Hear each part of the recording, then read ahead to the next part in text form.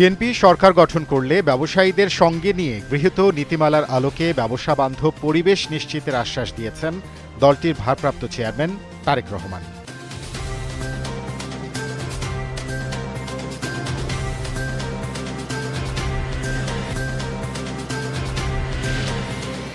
আসন্ন ত্রয়োদশ জাতীয় সংসদ নির্বাচনের পরিবেশ এখন পর্যন্ত সন্তোষজনক বলে মন্তব্য করেছেন প্রধান নির্বাচন কমিশনার এএমএম নাসির উদ্দিন।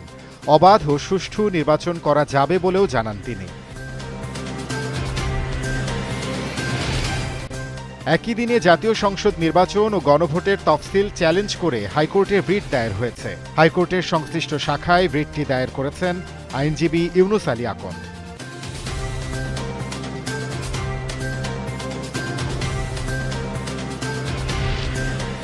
বাংলাদেশের তারকা খেলোয়াড় মোস্তাফিজুর রহমানকে কলকাতা নাইট রাইডার্স দল থেকে বাদ দেয়ায় ইন্ডিয়ান প্রিমিয়ার লিগের সব খেলা এবং অনুষ্ঠান প্রচার ও সম্প্রচার বন্ধ রাখার নির্দেশ দিয়েছে সরকার।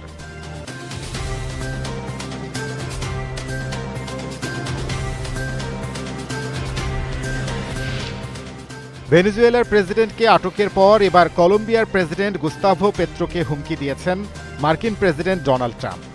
এছাড়াও তিনি বিশ্বাস করেন শিগগিরই কিউবান সরকারেরও পতন হবে।